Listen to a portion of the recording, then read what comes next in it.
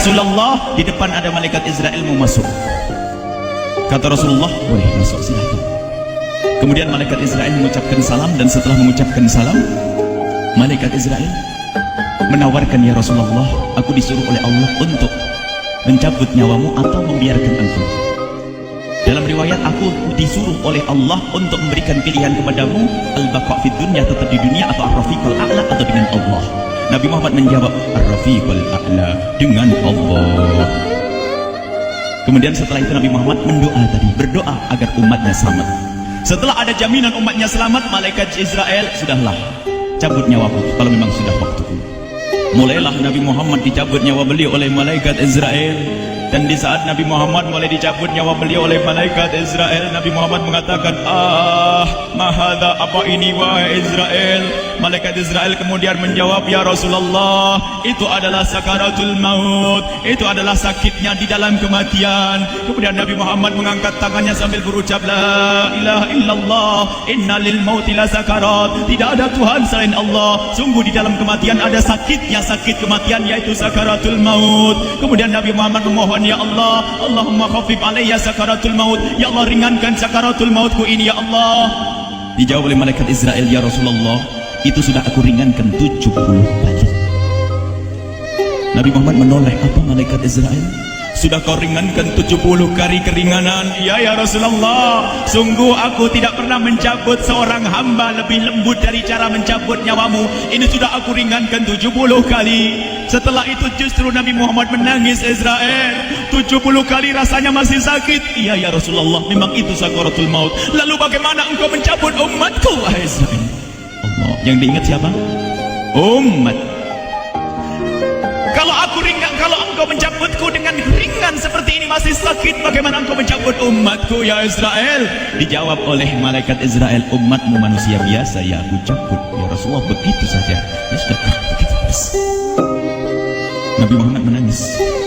Tiba-tiba Nabi Muhammad mengangkat tangan dan memohon kepada Allah, Allah, inna lil mauti la sakarat, la ilaha illallah, inna lil mauti la sakarat, sungguh di dalam kematian ada sakaratul maut. Allahumma khaffif ala ummati sakarat maut, ya Allah, ringankan dari umatku sakaratul maut, wa thaqqil alayya, dan bebankan kepadaku. Sampai tidak sadar doanya Nabi Muhammad seperti itu, thaqqil alayya, itu doa cinta. Seorang ibu yang pernah punya anak itu, lihat kalau doa Rasulullah ini masih dilakukan, bagaimana Rasulullah bisa doa begitu? Itu bahasa cinta yang tidak bisa diterjemahkan dengan oleh akal. Seorang ibu kadang-kadang, ibu yang di belakang, ibu mau dikasih sakit oleh Allah? Mau, Bu? Ibu jauh sekali. Ibu mau dikasih sakit?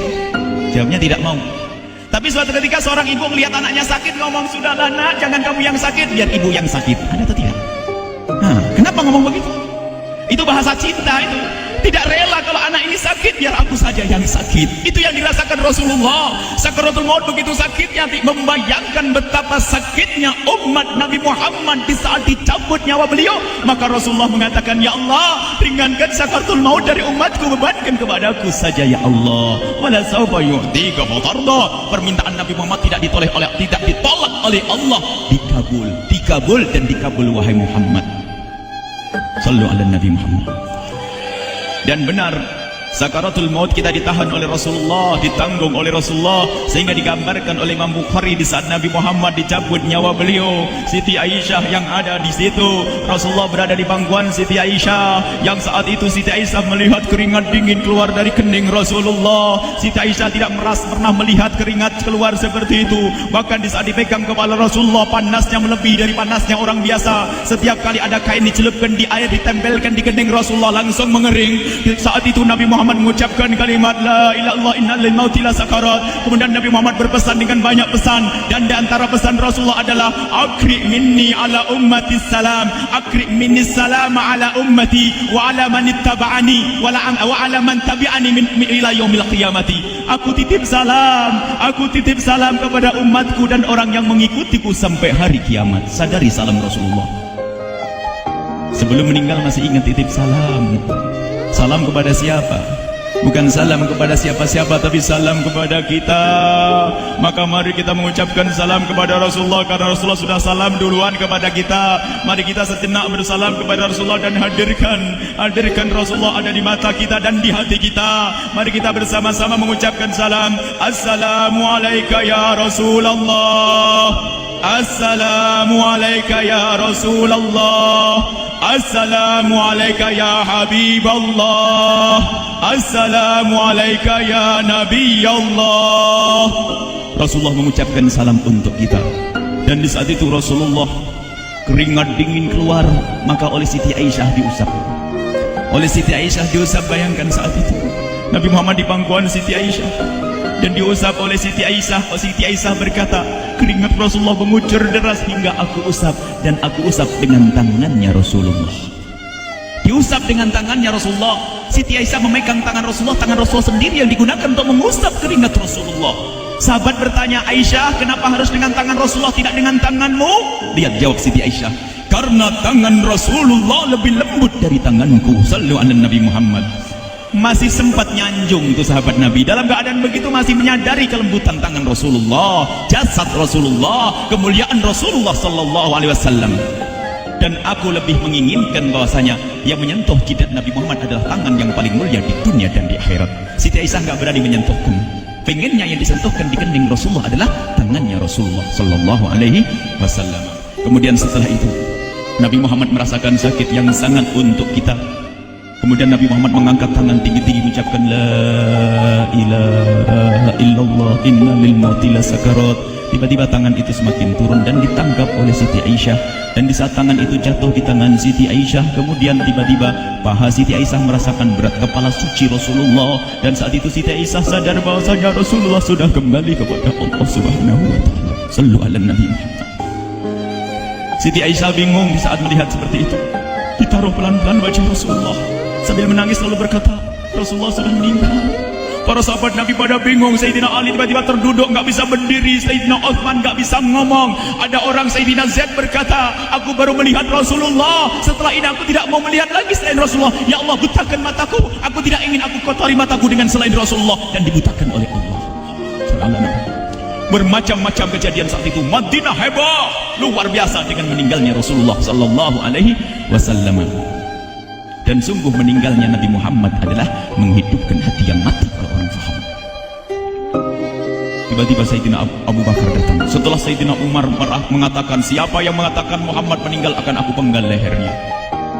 Jangan seperti orang-orang Nabi Muhammad sekarang lagi pergi seperti waktu Musa pergi kepada Tuhannya, kepada Allah, dan dia akan kembali kepada kita. Muhammad belum meninggal. Ini adalah karena kecintaan Sayyidina Umar bin Khattab, tidak ingin Nabi Muhammad pergi. Tiba-tiba datang Sayyidina Abu Bakar As-Siddiq lalu masuk ke kamarnya Rasulullah, lalu masuk kepada Rasulullah, kemudian mengecup kening Rasulullah. Dan Sayyidina Abu Bakar berkata, ya Rasulullah, tibta hayyan wa mayyita. Ya Rasulullah, engkau tetap harum dalam keadaan hidup dan harum setelah meninggal dunia. Sallu ala Nabi Muhammad. Hingga sampai setelah hari besoknya meninggal Rasulullah, Senin sore, Selasa malam, Rabu dikubur Rasulullah SAW. Setelah dikubur, Sayyidat Fatimah bertanya kepada Sayyidina Abdullah ibn Abbas, Sayyidina Anas, wahai Anas, hai Anas, sambil menangis Sayyidat Fatimah di Zahra, hai Anas, bagaimana engkau tega? Atabat anfusukum an tahtu ra'sa Rasulillah. Apakah engkau rela menaburkan debu di atas kepala Rasulullah? Sayyidina Anas menangis kaget, ya wahai binta Rasulillah, kalau kami tidak dilupakan oleh Allah, niscaya tidak ada yang bisa mengubur Rasulullah. Jadi saat itu dilupakan oleh Allah, sehingga mereka tidak menyadari melakukan itu semua. Kalau mereka sadar, tidak akan bisa mengubur Rasulullah sallallahu alaihi wasallam. Ini yang diungkapkan oleh Sayyidina Anas.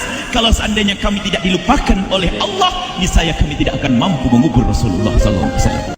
Kami yang hadir di sini, ya Allah, ingin senantiasa hadir di hati kami kekasihmu Nabi Muhammad. Maka kami mohon, ya Allah, jadikan kekasihmu Nabi Muhammad yang akan, ya Allah, yang akan mendampingi kami kelak saat kau cabut nyawa kami, seperti yang kau wahyukan kepada kekasihmu Nabi Muhammad. Wa abshiru bil jannati, semua hamba yang beriman akan menyaksikan surga, ya di saat dicabut nyawa mereka. Dan surga, di tempat surga itu yang paling mulia adalah Nabi Muhammad. Maka kami mohon, ya Allah, saat kau cabut nyawa kami, ya Allah, hadirkan Nabi Muhammad di hati kami, ya Allah. Dan kami mohon ya Allah, saat di alam barzah nanti ya Allah, saat yang sangat mengerikan itu ya Allah, kami mohon hadirkan kekasih-Mu Nabi Muhammad, sehingga kami tidak takut dan gentar lagi dengan malaikat mungkar nakir. Dan ya Allah kami mohon, di saat di padang mahsyar nanti ya Allah, hadirkan kekasih-Mu Nabi Muhammad. Jadikanlah kekasih-Mu Nabi Muhammad yang akan menemani kami dan akan membonceng kami, membawa kami ke telaga Kausar. Lalu kami diberi air minum dari air telaga Kausar hingga kami tidak akan haus selama-lamanya. Ya Allah, jadikan kekasih-Mu Nabi Muhammad yang akan menemani kami di saat kami menyeberang Siratal Mustaqim hingga kami tidak akan terjerumus ke neraka Jahanam. Dan jadikan kekasih-Mu Nabi Muhammad yang akan kami saksikan setiap saat di surga-Mu ya Allah. Ya Allah, jadikan kekasih-Mu Nabi Muhammad yang senantiasa ya Allah kami lihat kelak di surga.